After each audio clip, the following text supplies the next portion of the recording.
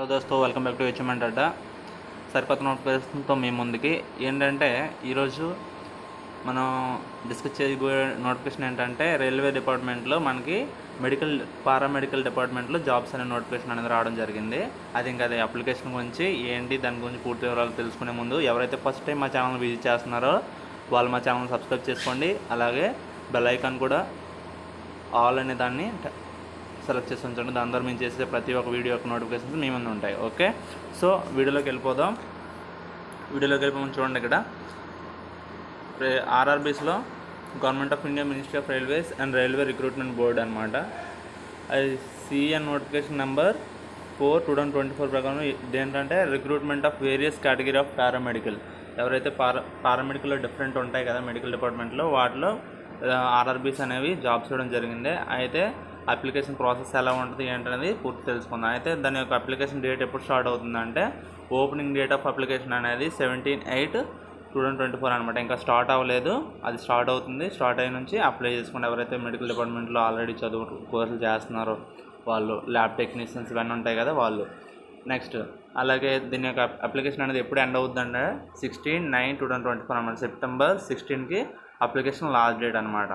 అలాగే ఏవైనా మోడిఫికేషన్స్ ఉన్నాయనుకోండి, మోడిఫికేషన్ గురించి ఒక డేట్ ఇచ్చాడనమాట.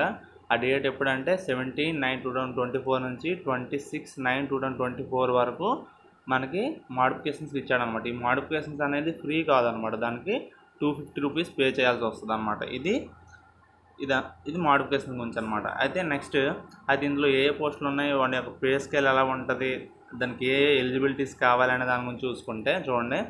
అయితే టోటల్గా మనకి ఇక్కడ డైటీషియన్ ఉన్నాయి. డైటీషియన్ అనేది అది ఏ లెవెల్ అంటే 7th లెవెల్, పే లెవెల్ అనేది 7 అనమాట. దాని యొక్క శాలరీ ఎలా ఉంటుంది అంటే 44,900 ఉంటుంది. దానికి మెడికల్ స్టాండర్డ్స్ కూడా ఉండాలన్నమాట. ఇది C2 మెడికల్ జరుగుద్ది. అయితే ఏజ్ ఎలా ఉండాలంటే 18 to 36 ఉండాలి. వేకెన్సీ ఎన్ని ఉన్నాయంటే 5 ఉన్నాయన్నమాట. నర్సింగ్ సూపరింటెండెంట్ ఎన్ని ఉన్నాయంటే 713 ఉన్నాయి. వాళ్ళకి ఏజ్ అనేది 20 to 43 కావాలి. అలాగే వాళ్ళ యొక్క సేమ్ అనమాట, ఇది కూడా పే లెవెల్ అనేది 7th పే అనమాట. నెక్స్ట్ వాళ్ళ యొక్క మెడికల్ స్టాండర్డ్స్ అనేది C1 ఉండాలన్నమాట. C1 మెడికల్ జరుగుద్ది. అలాగే ఆడియాలజిస్ట్ అండ్ స్పీచ్ థెరపిస్ట్ ఉంటారు. వాళ్ళకి ఏంటంటే 6th పే ఉంటుంది అనమాట. వాళ్ళు ఎంత శాలరీ ఉంటుందంటే 35,400 ఉంటుంది. వాళ్ళకి B1 మెడికల్ ఉండాలి. ఏజ్ అనేది 21 to 33 ఉండాలి. అలా 4 ఉన్నాయన్నమాట. ఇది ఒకసారి పూర్తిగా ఇది చూడండి. ఇందులో పూర్తిగా డెంటల్ హైజీనిస్ట్ ఎన్ని ఉన్నాయంటే మనకి 3 ఉన్నాయి.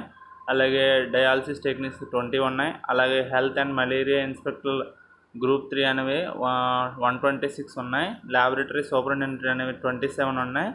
అలాగే పెర్ఫ్యూజనిస్ట్ అనేవి 2 ఉన్నాయి.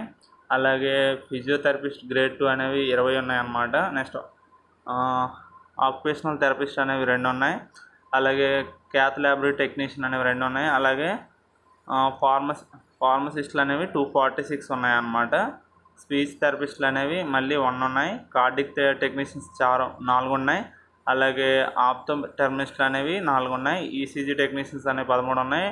ల్యాబొరేటరీ అసిస్టెంట్స్ అనేవి 13 ఉన్నాయి. 94 ఉన్నాయి అన్నమాట. నెక్స్ట్ ఫీల్డ్ వర్కర్స్ అనేవి 19. ఇలాగ టోటల్గా మనకి మొత్తం టోటల్గా ఎన్ని జాబ్స్ ఉన్నాయంటే మనకి 1376 ఉన్నాయన్నమాట. టోటల్ 1176 ఉన్నాయన్నమాట టోటల్గా పారామెడికల్లో. ఇవన్నీ అన్నీ ఆర్ఆర్బీస్ కలిపి అనమాట, ఇండివిజువల్ ఆర్ఆర్బీస్ కాదు. అయితే దీంట్లో ఎలిజిబిలిటీస్ ఎలా ఉంటాయి ఏంటని దాన్ని తెలుసుకుంటే దీంట్లో చూడండి.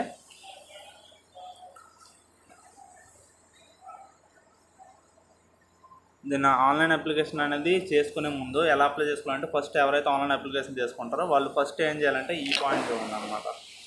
ఇది చూడండి.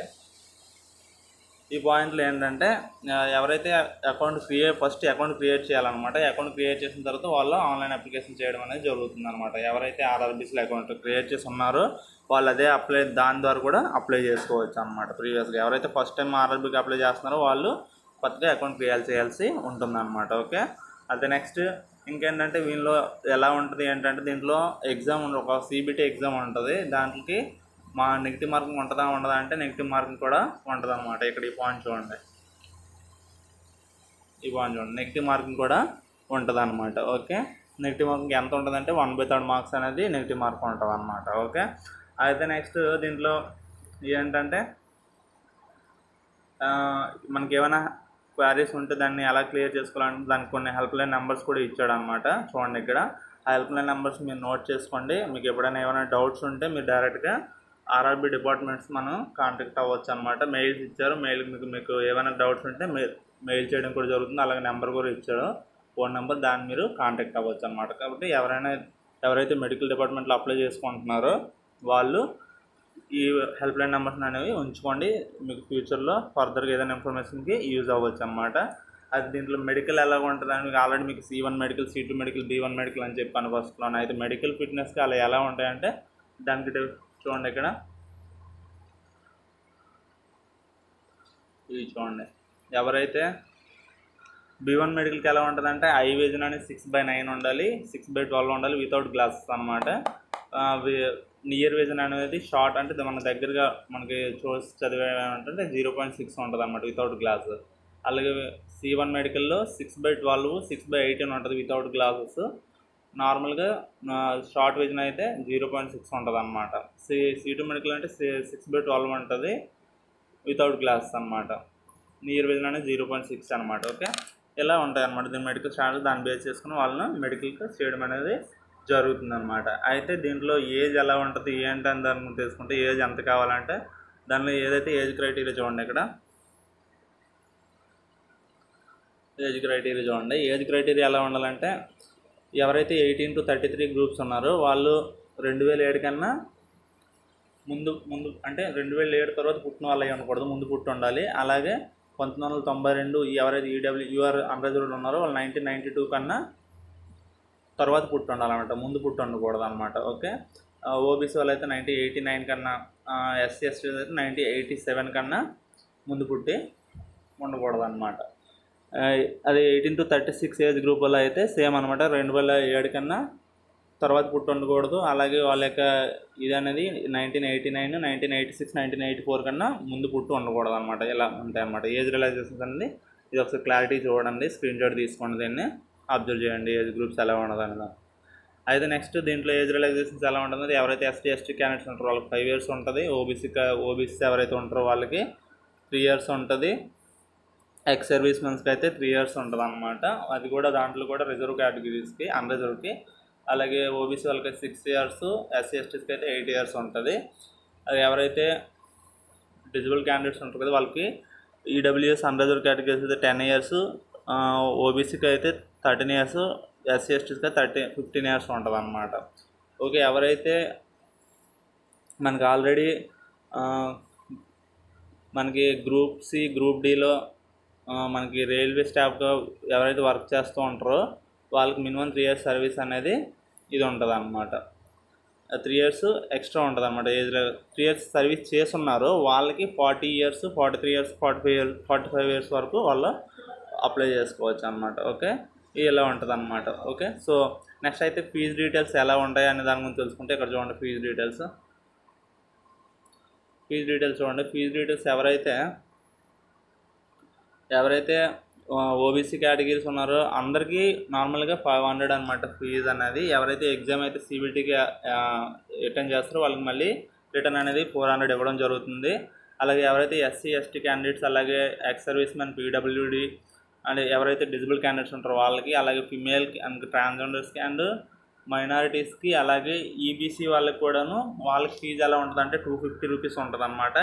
ఈ 250 రూపీస్ కూడా మీరు సిబిటీకి అటెండ్ చేస్తే డబ్బులు అనేది రిటర్న్ చేయడం జరుగుతుంది అనమాట. ఓకే, ఇది ఫీ డీటెయిల్స్ అనమాట. సో అయితే రిక్రూట్మెంట్ ప్రాసెస్ ఏంటి అనే దాని గురించి తెలుసుకుంటే చూడండి ఇక్కడ రిక్రూట్మెంట్ ప్రాసెస్ అనేది ఎలా ఉంటుంది అంటే ఫస్ట్ రిక్రూట్మెంట్లో ఫస్ట్ మనకి చెప్పాను కదా ఆల్రెడీ, మనం అప్లై చేసుకున్న తర్వాత ఫస్ట్ మనకి సిబిటీ ఉంటుంది. సిబిటీ అనేది మనకి ఎలా ఉంటుంది అంటే 90 minutes ఉంటుంది అనమాట. 100 questions ఉంటాయి. చూడండి ఇక్కడ ఈ పాయింట్ చూడండి, మనకి క్వశ్చన్ పేపర్ అనేది 90 minutes ఉంటుంది. 100 questions ఉంటాయి అన్నమాట మొత్తం. ఓకే, దీంట్లో ఎలా ఉంటుంది అంటే చూద్దాం ఏ సబ్జెక్ట్స్కి వెళ్ళా ఎన్ని మార్క్స్ ఉంటాయనే దాని గురించి చూసుకుంటే ఇక్కడ చూడండి. ఎవరైతే దానికి సబ్జెక్ట్ ఎవరైతే మనకు ఆల్రెడీ చెప్పాను కదా, ఎవరైతే క్వాలిఫికేషన్ ఎవరైతే దేన్ని అప్లై చేస్తున్నారో దాని క్వాలిఫికేషన్గా ప్రొఫెషనల్ ఎబిలిటీ బేస్ చేసుకుని 70 క్వశ్చన్స్ ఉండడం జరుగుతుంది. అలాగే జనరల్ అవేర్నెస్ అనేది 10 మార్క్స్ ఉంటుంది. అలాగే అర్థమెటిక్ అండ్ ఇంటెలిజెన్స్ అనేది 10 మార్క్స్ ఉంటుంది.